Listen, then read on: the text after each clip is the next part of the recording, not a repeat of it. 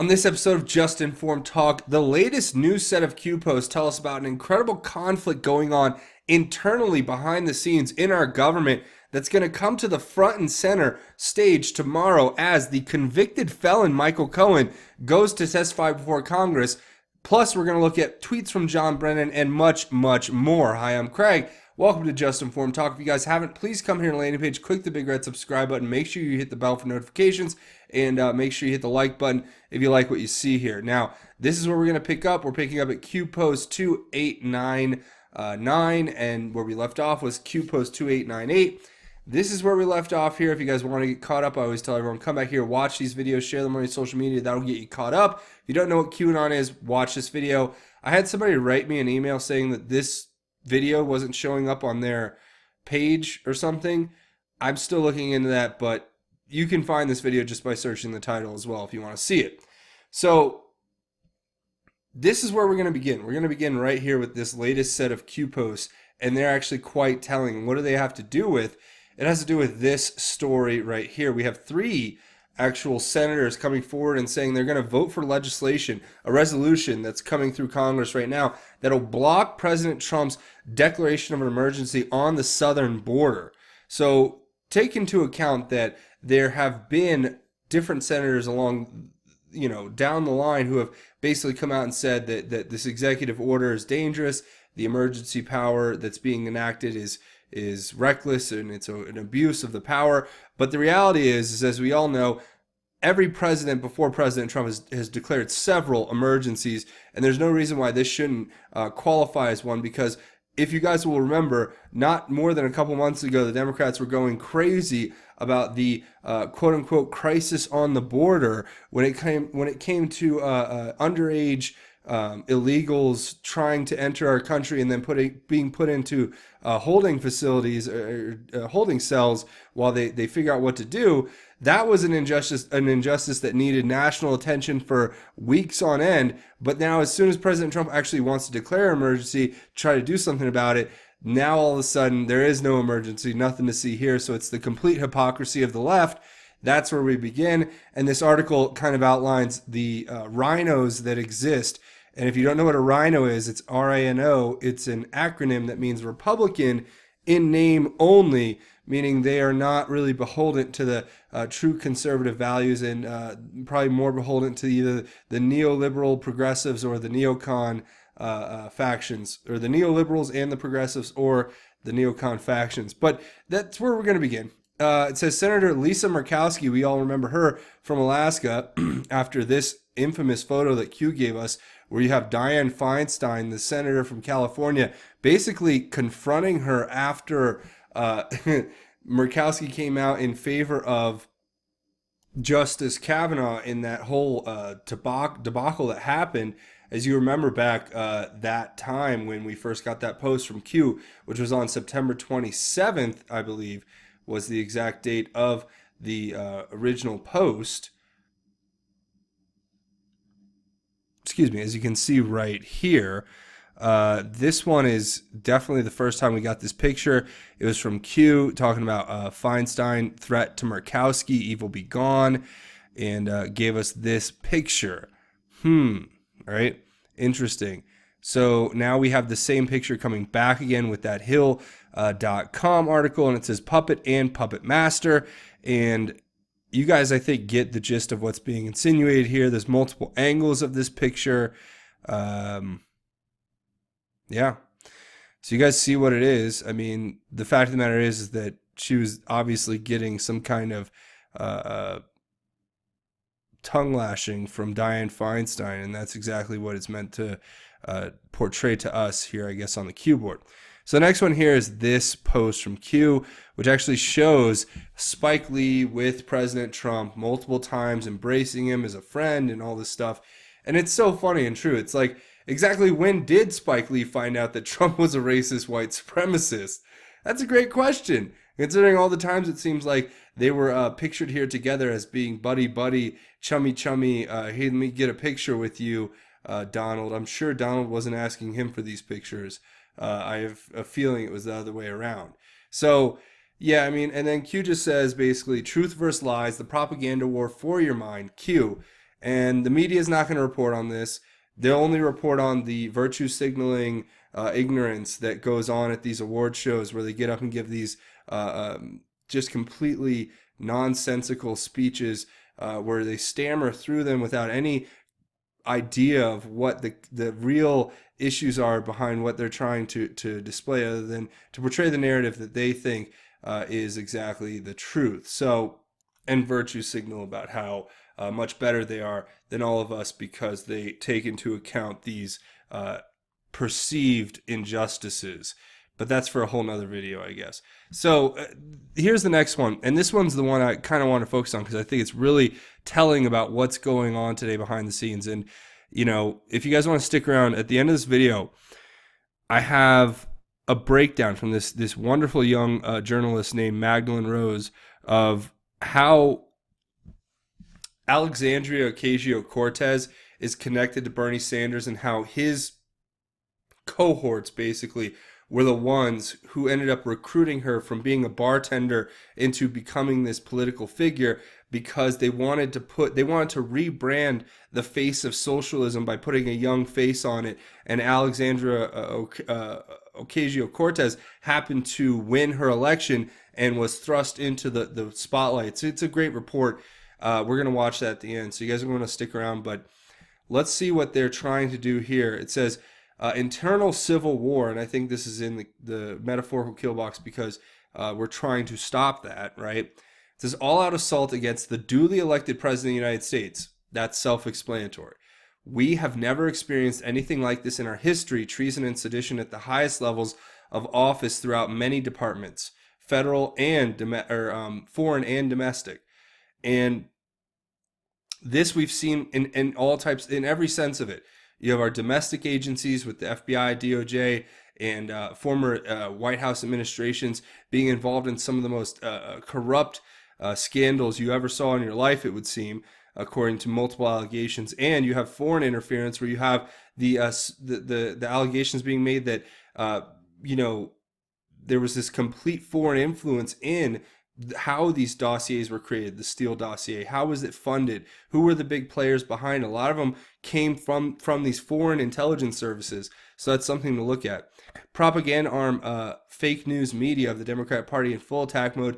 No facts, only statements. Now, that's something that they pride themselves on, is that they are factually based. But then when you actually break down the comments that they make, I mean, everything is an opinion. There's no real objective facts being presented other than maybe the bare bones of a story, and then it's just complete propagandizing, complete cultural indoctrination, and complete brainwashing by these fake news media companies. It says the propaganda arm of fake news media of the Democratic Party reveals prevent limit sheep you from learning the truth. And of course, we all know that's true. One example that's kind of really pertinent to this channel is the way that, for instance, YouTube is gaming their algorithms against people being able to share information and have access to information that they want to see. So if somebody comes to this channel, right, and watches a video about Q or about something the mainstream media is not reporting on, and then they want to come back, and then the algorithm is made so that if you watch this content, it's supposed to suggest it to you. But now they've gone and changed the whole system so that it won't even do that anymore. Now, if you come and watch a video here, you're probably going to get a suggestion for a video from like CNN. Oh, because they want to balance it out and they want to tell you what to listen to, what their side of the narrative is. And, you know, that's fine. You can watch it or you don't have to, whatever. But at the end of the day, you know they're gaming the algorithms against this content, and they don't want you to learn the truth, as it were. The propaganda arm of the fake news media of the Democratic Party retain control of the narrative to control you.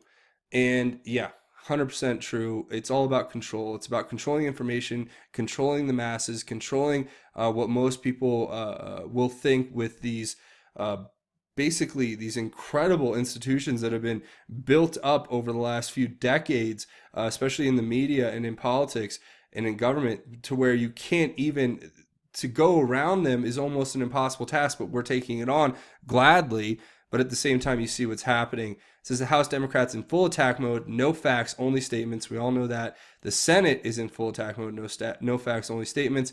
We know that. Is this their last stand? And it is. This Michael Cohen thing that's coming up tomorrow, guys, or today, where we're going to have Michael Cohen testifying. You have a convicted felon who was convicted by Robert Mueller for lying to Congress, being called back to Congress to give more testimony. Can you not? I mean, the irony is palpable, the hypocrisy is palpable, and the corruption is incredibly visible when you look at these people. These congressmen are saying, oh, we really want to bring him back here. Why? Why would you bring a convicted felon who is convicted on one of the charges for lying to Congress to come in and give more congressional testimony?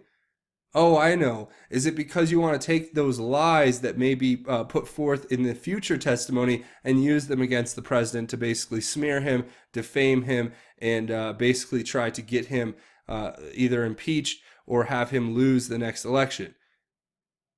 Because if you guys watch the news and what's going on, you'll see very quickly what's happening if you have any sort of objectivity and logical thinking.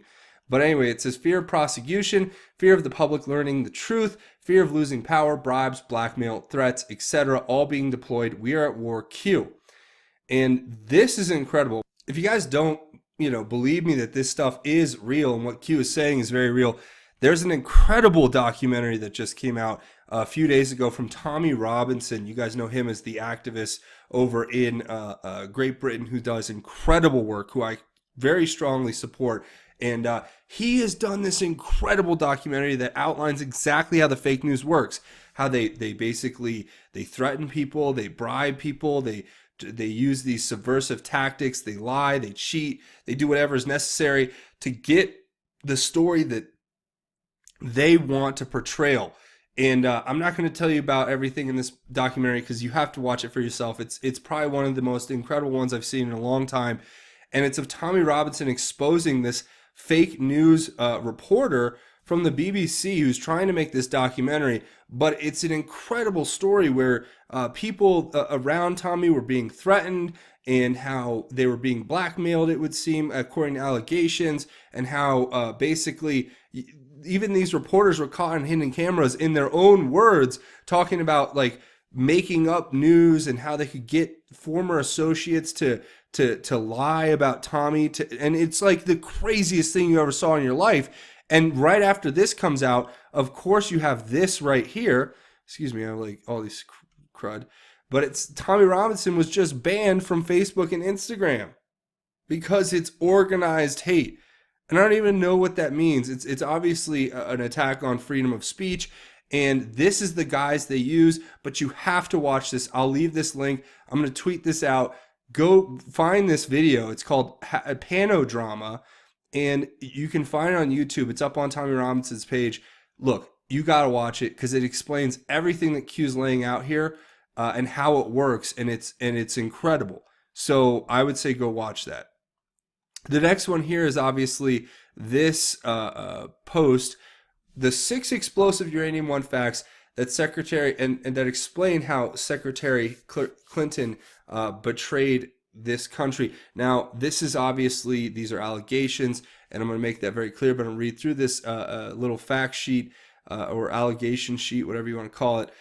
Some of this can be confirmed as fact, and it makes a very compelling case for what crimes could have been committed. But it talks about, 1, the former head of Russia's uranium company made 4 hidden donations to the Clinton Foundation totaling $2.35 million.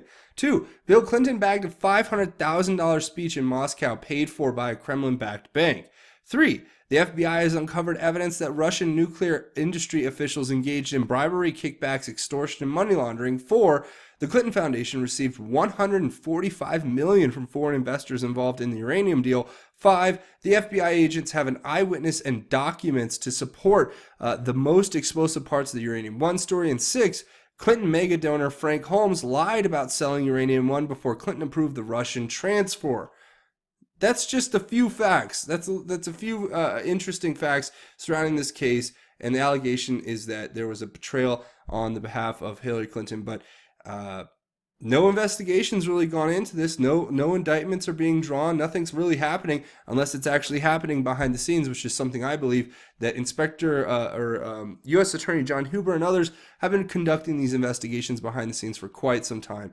Q says when the real truth regarding Russia collusion is right in front of you, but the fake news media prevents public awareness, conformity, and behavior. Q. And this is so true. The news won't report this story, but they're willing to go after President Trump for jaywalking. And it's crazy. It just gets crazier and crazier every day, obviously. Next one, Anon says, feeling like Anons in the U.S. will be up late tonight following POTUS Q in Vietnam. Q says it's going to be historic, planned long ago. Minus 21 within the next 21 days. Big happenings are going to take place. Q. So obviously, this has been in the making for a long time. I think what Q is saying here, is that 21 days, obviously, that 21 days from now, there's going to be something big that's going to take place. Will it have to do with something with regard to what we just looked at with the Uranium One, or is it going to have to do a lot more with Kim and the historic deal that's being made in North Korea? I hope that we're working toward peace. That's what I hope for. And I don't know why Democrats are so against working toward peace in Asia. That to me is just mind-boggling. But yeah, that's something to look forward to. I guess we'll mark this day and kind of look forward from here. Now the next one is a quote of scripture from Ephesians. Incredible, but we're going to save that for the end of the episode, which is God's Grace is Greater segment. So we'll look at that though. It's great. So we're going to go over it. But now the next one says test 5. And if you guys remember in the last video, there was these tests that Q put up, and we talked about how the tests referred to, I guess, them testing new devices or new individuals jumping on the boards. And what's interesting about this one is, first of all, you have to see this. Q says test 5 and links to this post. What is this post? It's this right here, and it's got all of these different pictures, and this is over on the 8chan boards. Now, where are these pictures taken from? Well, I'll tell you in a minute, but this is exactly where the summit is taking place. And, the only way you could get these pictures is if you're actually in the hotel, in the conference room, where they're going to have the meeting at the summit. And that's what I think we're looking at here, obviously, are inside pictures from the event. Now, what confirms these pictures? Well, we're going to look at that here in a second, but these pictures are all original. They already checked them on the internet. There's a website you can use to search and see, but we are basically able to look at these and say that they haven't been posted on the internet, and that they're originals, and Q points us to them in this one, and then the next one Q points to is this post, right? But Q says right now, Anons have the originals. How is that possible? Test number 6Q. Now, what's interesting to note is, first of all, in this post, I can't find the Q mark. I can't find the Q trip code. It's just a regular Anon post. But somehow they automatically took this up. Like if you go over to some of the other websites, even like QMap, they'll actually have it marked with the same trip code as Q. Although we're not sure exactly if this is, I think that what it is that the queue is starting to break up to where, they'll just start posting randomly to the board as well as giving us queue posts, so that they're basically flooding the boards with information that's relevant to what we're doing here, right? And since there's multiple people working on the queue, it could be anybody putting up these pictures, right? And so this one, and then the next one where Q says, and Anons have the originals, how is that possible? Test 6. And then it links to this post right here, where it has these posts from Hanoi, Vietnam. And this is off of, I think this is the Late Show, the one with Laura Ingraham. Yeah. And it's Ed Henry reporting from Hanoi, told Laura Ingraham, quote, "Look at the picture on the right. I got this exclusively from a source inside the hotel," right?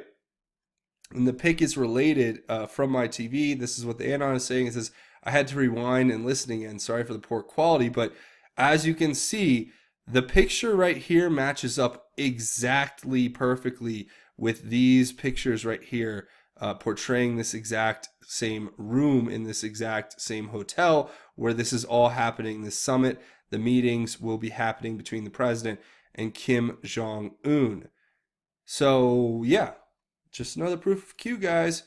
If you're paying attention, you're not going to get left behind.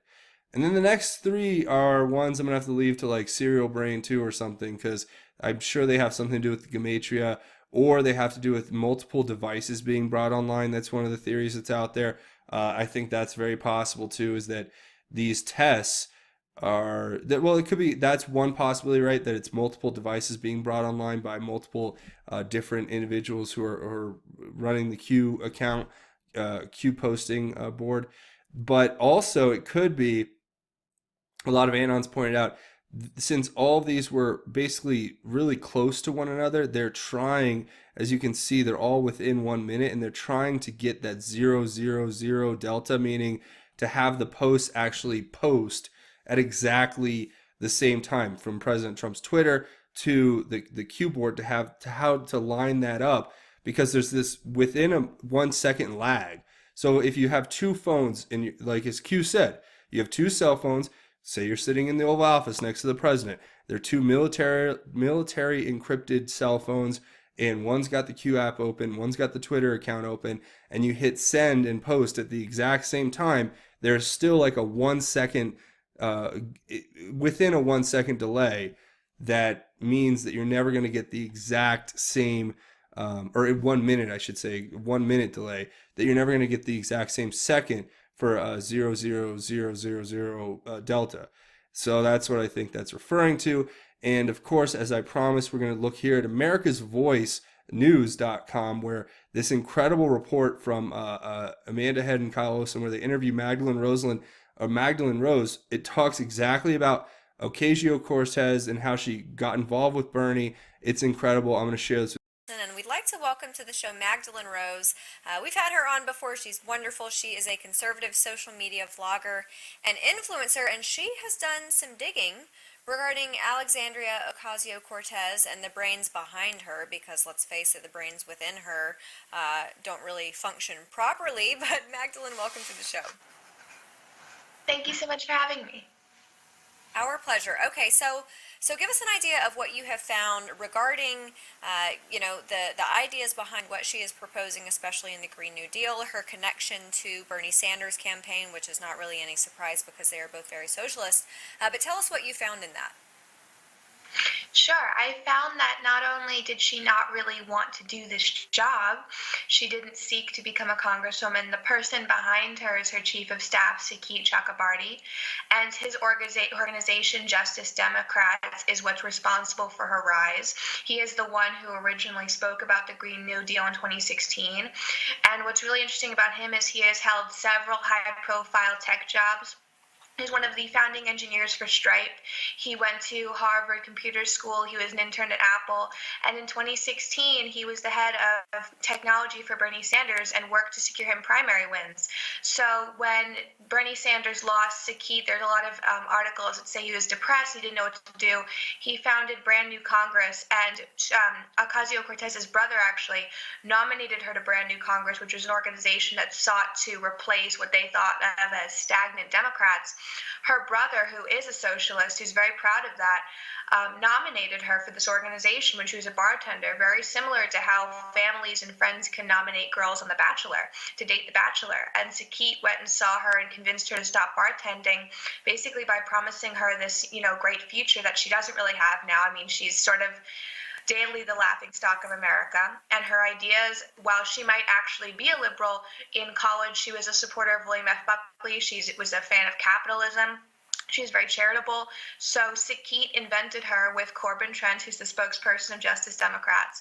And her role really is to reintroduce Bernie Sanders' ideas that he gave in 2016 with an injection of identity politics and playing to the media narrative of diversity and all of that, so that I think personally Bernie Sanders can stay relevant and his ideas can flourish, because he's not really a viable person anymore to transfer them.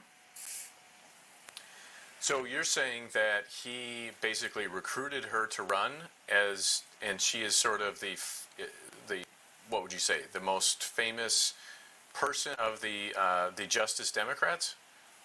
Yes, he recruited her to run after her brother nominated her to this job, and he not only did he recruit her, he recruited 10 other people in districts he thought were winnable, and the other 10 lost. So actually, he's not as successful in this as people in liberal circles think he is. He lost his other 10 races, and the only reason he won this one was because Crowley was so focused on the House leadership races that he didn't listen to anyone who told him he had a primary challenge. He sent representatives to debate her.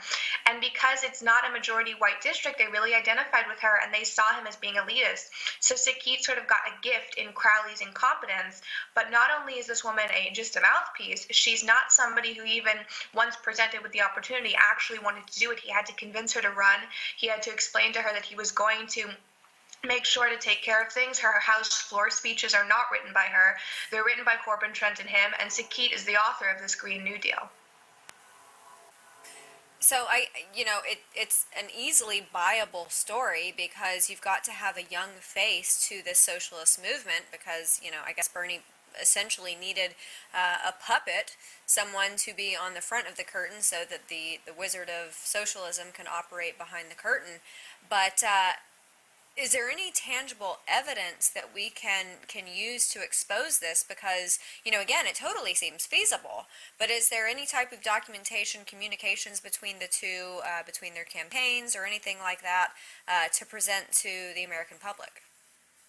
Well, Sakit is listed as one of the people, the person in charge of collaborative technology for Bernie Sanders' campaign. Corbin Trent is listed as one of the people that was the founders of Justice Democrats along with Sakit, and there was a collaboration between the Young Turks and Sakit to form Justice Democrats. And what you find is that when you look at Brand New Congress, which was the original starter organization, its board of directors, its managing people are made up almost entirely of Bernie Sanders' senior staff or middle staff from his campaign.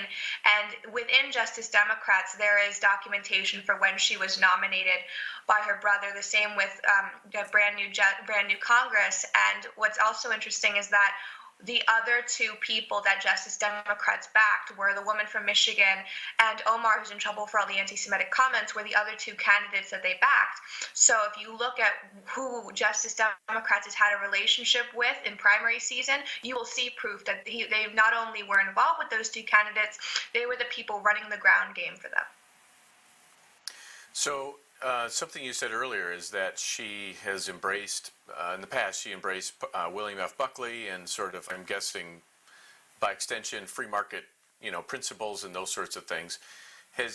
Did she undergo some sort of conversion? Do you think she doesn't really believe what she's saying?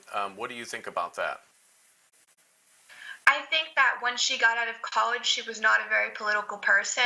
She wasn't a political person in college either.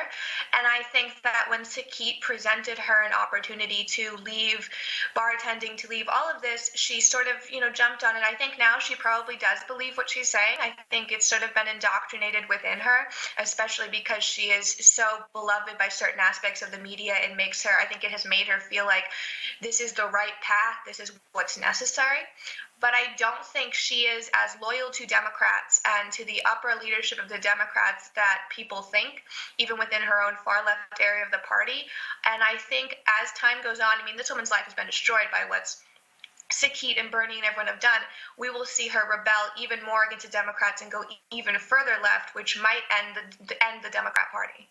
So there you have it, an incredible breakdown by Magdalene Rose, a really smart young reporter who actually was able to figure this one out about, where did Alexandria Ocasio-Cortez come out? She's come out of the blue, right? Where'd she come from?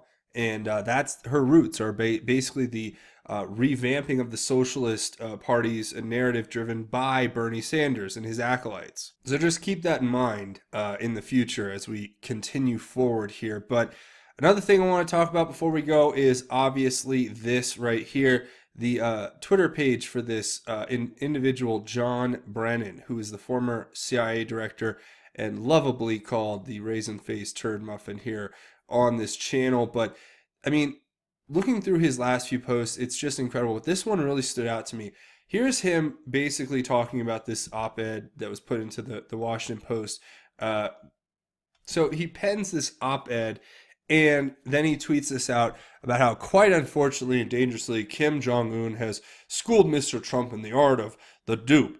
And to me, it's just like, how would you know? Did not the president just revoke your security clearance? And it's just disgusting to listen to these vile and pathological lies being spewed by this man on a constant basis, where he basically goes after President Trump every time that President Trump makes a point about the complete corruption inside of our government and the ineptitude of the people running some of these organizations previously, including John Brennan. He's definitely included in that. He always comes back with these hateful tweets that really show who he is, where he says, talks about, you shame yourself in the office of the presidency every time you try to smear those who dedicate their lives to public service. These dedicated officials, like so many others, have worked selflessly on behalf of their fellow citizens, something unfamiliar to one as selfish as you. You don't think what President Trump's done has been selfless? You vile, pathological liar. I don't understand how you could actually say these kind of things. But, I guess it's just indicative of the job that you used to hold, is the inability to actually tell the truth, and the inability to, concede defeat, I guess. But your time will come, sir. Your time will come. So that's pretty much it. You guys want to stick around, a few more things. First of all, click this subscribe button if you haven't already. Make sure you hit the like button if you guys like the content that's created here and you guys want to see more of it. Also, watch these videos. Let me know what you think. Share them on your social media. Also, leave your thoughts, theories, and insights down in the comments. And that I really appreciate, because I want to hear what you guys have to think about all this. You can also come find me over on Twitter at JustInformYou. I'll tweet out a bunch of stuff. Like, I'm going to tweet that Tommy Robinson video. You guys can go find that for yourself. I'm going to put up a few other things on the board later, and or on the Twitter feed later, and you guys can go check that out. Also, come check out justinformednews.com. You got all the links to the Q stuff. You got links to different news organizations, news feeds for live breaking news, and of course, you have right here all of the YouTube videos from the channel are automatically shared over here. Another couple ways you could help, they really mean a lot to me, is Patreon. It's a crowdfunding website. I tell you guys about demonetization. I talk about it every episode, but it is what it is. I depend on your help to keep this channel alive and going, especially in the face of just constant demonetization and the way they game the algorithms to drive down the view counts. It really makes it tough, but with all of the support that I get here on Patreon, I'm able to do this, and I'm able to do it 24/7, 365 because of your help. So I thank everybody who comes here and helps out, and it means the world to me. And also, if you guys can't do the monthly donation, which is what Patreon is, you can come here and do the GoFundMe I set up, and you can do a one-time donation. Both the links to these two places will be in the description if you so choose to help the channel. Now, before we leave, like I said, we're going to kind of round it back to the Q post right here, talking about the armor of God, which is really a metaphor for Christian warfare, how we're meant to do it. And for this, I'm going to read actually out of my own Bible the verses that were basically quoted there by Q. It's Ephesians chapter 10 through 20. So let's go ahead and read it. Ephesians chapter 6, verses 10 through 20. It says, "Finally be strengthened by the Lord in his vast strength. Put on the full armor of God so that you can stand against the tactics of the devil. For our battle is not against flesh and blood, but against the rulers, against the authorities, against the world powers of this darkness, against the spiritual forces of evil in the heavens. This is why you must take up the full armor of God, so that you may be able to resist in the evil day. And having prepared everything to take your stand, stand therefore with truth like a belt around your waist, righteousness like armor on your chest, and your feet sandaled with readiness for the gospel of peace. In every situation, take the shield of faith, and with it you will be able to extinguish the flaming arrows of the evil one. Take the helmet of salvation and the sword of the Spirit, which is God's word. With every prayer and request, pray at all times in the Spirit, and stay alert in this, with all perseverance and intercession for all the saints. Pray also for me, that the message may be given to me when I open my mouth to make known with boldness the mystery of the gospel. For this I am an ambassador in chains.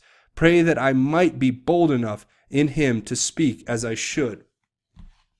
And that's my prayer for you guys and for myself. Like, I pray that we're all bold enough to speak as we should, according to the incredible strength that God can give us, that we can speak with boldness about the mystery of the gospel, that we can put our faith first in how we deal with this evil that we are confronting in the world. And in doing so, we will know in our souls that we are saved, but we are also saving. And that's truly a gift that God gives us to give to the world, because God has given us our salvation that is a gift that doesn't belong to us to give as much as it is we're just sharing the good news, right? And that's the beauty of it. And in this tumultuous time of evil that we are facing on so many different levels, we have to remember that with truth and with righteousness and with readiness and with faith, I mean, we can defeat the evil that exists in this world. And with the power of the Holy Spirit, anything is possible. So I'm going to leave those with the words with you guys. I hope that you guys have a wonderful evening. That's going to be it for me. Make sure you hit that subscribe button if you haven't. Now's a great time. And go down. There's a thumbs button. There's a thumbs up button. That's the like button. Click that button. Makes a huge difference. Really appreciate it. Thanks for watching Just Informed Talk. My name is Craig. Godspeed and God bless each and every one of you, Patriots.